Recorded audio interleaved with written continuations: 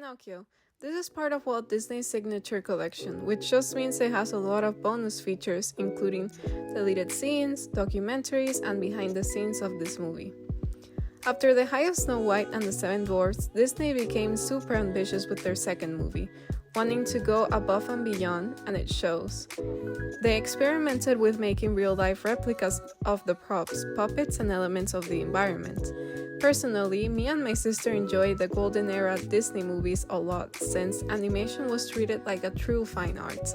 Every animated cell was carefully created, making the result look like a moving painting. So yeah, what more can I say about how revolutionary and jaw-droppingly beautiful this film is? If you want a video about any of the Disney eras, let me know in the comments.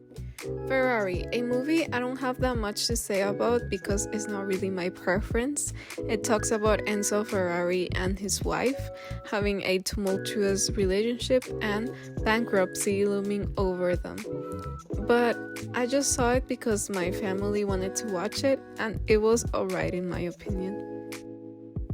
The Book of Life, one of my older Blu-rays, which I got right after seeing the movie in theaters. I love the character design and how they use textures to imitate wooden dolls in 3D. The style of this movie reflects a lot of the Mexican director Jorge Gutierrez, who shows how passionate he is about his culture through his story about the Day of the Dead, which may sound like Disney's Coco, but they are two different stories that are both worth watching.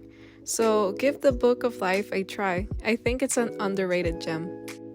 Spirited Away, the first time Studio Ghibli got an Academy Award in 2003. This was an unprecedented feat for a studio that wasn't Disney or DreamWorks. In my opinion, it definitely deserved it. This movie is one of the most magical experiences I have seen in a very Studio Ghibli way, mixing Japanese folklore with a strong female protagonist that develops throughout the film. Chihiro, the protagonist, feels so real to me because throughout the film, you experience with her fears and anxieties, being in this enchanting but sometimes terrifying and cruel, fantastical setting. I really like G-Kids releases because they come in amazing packaging, like the back cover of the Blu-ray has different artwork that can be also used as a poster. This Blu-ray I bought in Target included some postal cards inside. The cards are from different Studio Ghibli movies, and it also includes a little booklet that you can read. Now comes the two-film set of Princess Mononoke and Nausicaä of the Valley of the Wind from Studio Ghibli again. First is Nausicaä. I freaking love this film.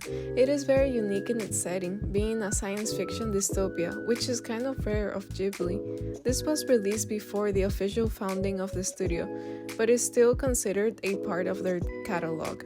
It is impressive to see Miyazaki's usual themes already taking root, like environmental consciousness, war, and aviation.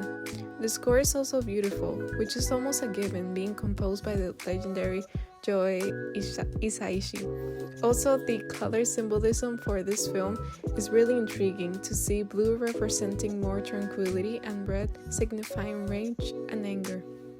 Second is Princess Mononoke. Out of the two, I prefer Nausicaä, but this one is good too. Again with heavy themes of environmental consciousness, but this time it is set in ancient Japan. In particular, it is about the conflict between supernatural guardians who protect the forest and the humans who abuse the resources and territory, all the while Ishitaka, the protagonist, searches for a cure for his cursed arm. Slam Dunk. My introduction for the Slam Dunk series was this film, which is excellent. I thought that this movie could only be understood once having read or watched the original series, but it can still be enjoyed without having experienced the story or characters before. So this movie follows the perspective of the point guard Ryota Miyagi of the basketball team Shohoku facing against another high school called Sano. It is told kind of in fragments where you see overlapping parts of the life of Ryota while the tournament is taking place. I love so many parts of this film, including the blending of 2D and 3D. The story was very impacting, and the action scenes just get you hyped up about the game, and you really never know who's going to win until the very end. Really recommend it. JoJo's Bizarre Adventure Golden Wind Part 1. The best part of JoJo in my humble opinion. I feel that this is the most exciting JoJo part with a centralized setting, which is Italy, where I think the creator Hirohiko Araki found one of his true inspirations, shifting his style to more lean characters, designs instead of bulky. But the single thing I could say about this part is how creative and expertly crafted the stands and characters are. All the gang members were super enjoyable to watch through their journey, and if you're wondering, my favorite is Guidomista. And even the villains in this one were so interesting, because you get to the second part of the story and you start to question who is really the villain, or morally wrong characters, and who are the heroes. Also, it's just good fun, with the most amazing and catchy soundtrack that JoJo anime series has ever had. Geass, the complete series. Another favorite anime of mine.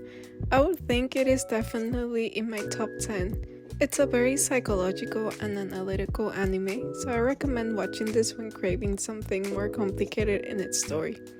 It's also a mecha, meaning anime that incorporates mechanical machines, usually giant robots, which for me it's not my favorite genre, but I think the story and characters make up for it.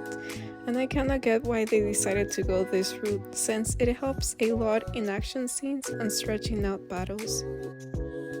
Yu Yu Hakusho, a 90s anime made by the famous Yoshihiro Togashi, also known for Hunter x Hunter.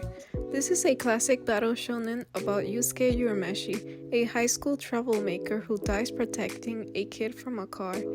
An action so selfless that the spirit world is puzzled where to send him, as it was never foreseen for him to act this way. The Blu-rays are split in 2 seasons, displaying the 4 main characters we follow in the series, that is Yusuke, Kuwabara, Hiei, and Kurama. Definitely a classic to check out if you love action and the 90s aesthetic of anime. Finally, we have the original Lion King trilogy. Just an amazing all-around, incredible musical score with mature themes of death and finding your place in the world. Personally, this was one of my favorite movies as a child because my cousin really liked it, so I was also fond of it, having a lot of memories associated with this film.